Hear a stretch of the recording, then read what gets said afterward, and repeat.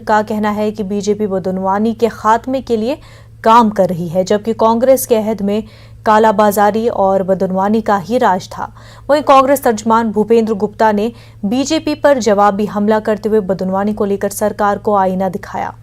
कांग्रेस का इल्जाम है कि जिन तालाबों से पीने का पानी सप्लाई किया जाता है, हुकूमत उन्हें तालाबों में सीवेज लाइन के पाइप बिछा दिए हैं।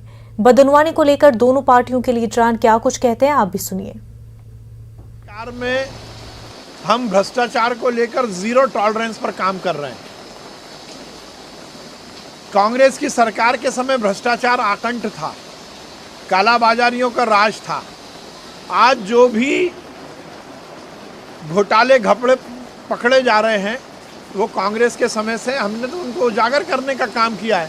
हम उजागर करते हैं और कांग्रेस उस पर श्रेय लेने की कोशिश करती है।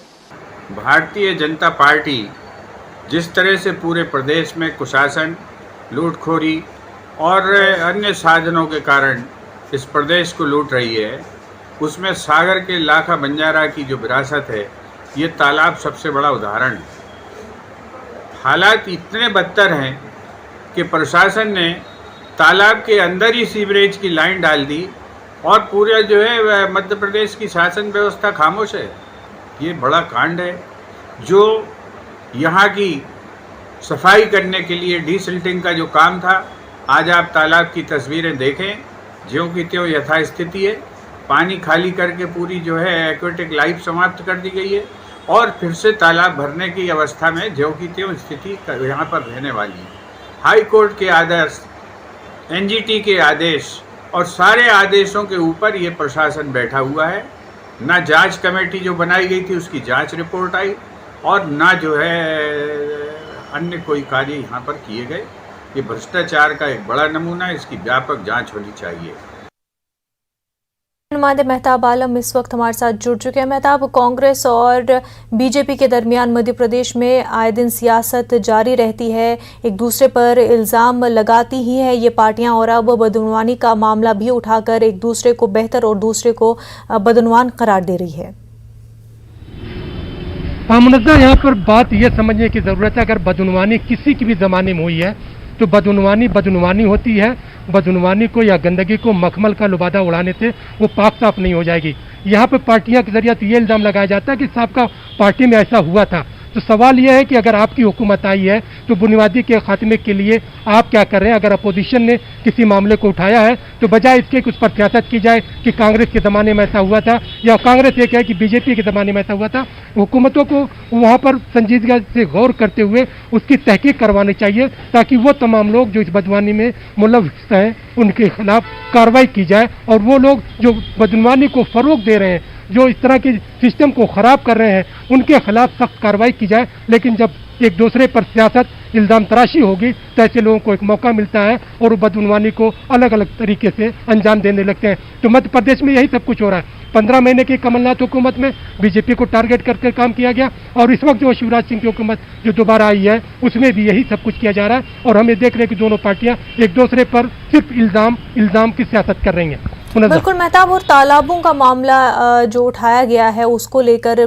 सियासत कर रहे हैं, बयानबाजियां जारी है। तालाबों के हवाले से दोनों ही पार्टियां कह रही हैं कि कांग्रेस का कहना है कि बीजेपी की वजह से जो है पीने का पानी जो लोगों तक तालाबों के जरिए पहुंच रहा था वो अब गंदा हो चुका है।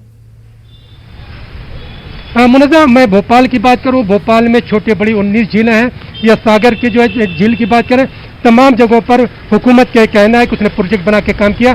लेकिन आपको हैरत होगी कि भोपाल का बड़ा तालाब जिसे भोपाल की लाइफलाइन कहा जाता है, इसमें छोटे बड़े 27 नाले मिलते हैं। आप विजुअल देख सकते हैं कि ये कोई ढकी छुपी बात नहीं है। अगर जो है सीवेज का पानी उसमें आ रहा है या अस्पतालों के जो गंदे पानी से आ रहे हैं, अगर इस तरह के पीने के पानी में होंगे तो उसका वाटर ट्रीटमेंट आप कितना करेंगे? उसमें कहीं ना कहीं तो कुछ जो है ऐसे जरासीम जाएंगे जो लोगों की सेहत को नुकसान पहुंचाएंगे। तो हुकूमतों के जरिए सिर्फ जो इस तरह की सियासत की जा रही है वो आवाम की जिंदगी से खिलवाड़ किया जा रहा है, उसको समझने की जरूरत है। चाहे हम भोपाल की बात करें या फिर सागर के जिसका मामला कांग्रेस ने उठाया है, उन तमाम जगहों पर एक ही जैसी बात है और कहीं ना कहीं इसमें बदनवानी हुई है जो साफ नुमाया हो रही है।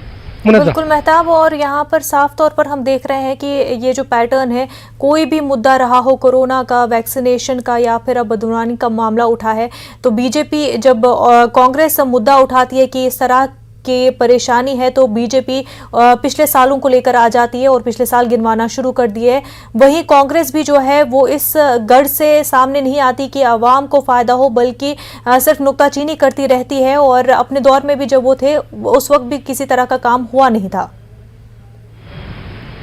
देखिए, यहाँ पर जिस तरह से आपने कोरोना केयर की बात की, सभी लोगों ने देखा कि ऑक्सीजन की किल्लत पूरे हिंदुस्तान में थी, मध्य प्रदेश में थी, बहुत सारे अस्पतालों में अमवात हुई, सारे चैनलों ने दिखाया, लेकिन अब साफ तौर से कह दिया गया है कि ऑक्सीजन की कमी से कहीं कोई मौत नहीं हुई है। मतलब कि सिफर का जो है कफन ओढ़ा दिया गया है। और इसी तरह से अगर दूसरे जो है कालाबाजारी की बात करें, रेमडेसिविर इंजेक्शन की बात करें, या जो ब्लैक फंगस के मामले की बात करें, या भोपाल के हमीदिया हॉस्पिटल में जो है रेमडेसिविर इंजेक्शन के चोरी होने की बात करें, तमाम मामले हुए, लेकिन आज तक किसी पर कोई कार्रवाई नहीं हुई। इसलिए कि हमें देख रहे हैं कि कहीं ना कहीं उनके रिश्ते जो है सियासत के ऐवानों से जो लोग बैठे उनसे जुड़े हुए हैं। तो पार्टियों के बीच जो सियासत हो रही है, एक दूसरे पार्टियां चाहे अपोजिशन वो मामले को उठा तो रही है, लेकिन हुकूमत को अपोजिशन की बात सुनना ही नहीं है, और इसी बात की वजह से दूसरों को शय मिलती है। कि यहाँ पर जो हुकूमत का जो काम है कि कहीं ना कहीं चेक एंड बैलेंस को करने की ज़रूरत है। जब तक चेक नहीं लगेगा तब तक इस तरह की बात, या कालाबाजारी हो या सिस्टम में जो बदनवानियाँ हो गई हैं, उस पर रोक नहीं लगेगी। मेहताब, क्या समझा जाए फिर कि इस तरह की बयानबाजियां जो है ये सिर्फ सियासत है इलेक्शन के हवाले से? देखिए, सियासत है, और मध्य प्रदेश में ये सियासत और भी दिखाई दे रही है, क्योंकि जो है 2018 में इंतखाबात हुए थे। अब हम देख रहे हैं कि 18, 19 जो लेकर 21 चल रहा है, 23 में फिर इंतखाबात होंगे। तो दोनों पार्टियां जो है इस मामले को लेकर और तेज सियासत कर रही हैं, ताकि जब भी इंतखाबात होंगे, चाहे बल्दियाती इंतखाबात की बात करें या पंचायत की इंतखाबात की बात करें या आने वाले असम्बली इंतखाबात की बात करें, वैसे भी मध्य प्रदेश में आने वाले महीने में 4 जो है ज़िमनी इंतखाबात होने हैं, जिसमें 3 जो है असम्बली के और 1 पार्लिमानी सीट का, उसको लेकर भी सियासत तेज हो गई है।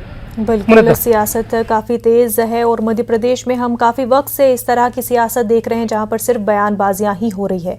मेहताब आलम, बेहद शुक्रिया आपका तमाम तफसीलात के लिए।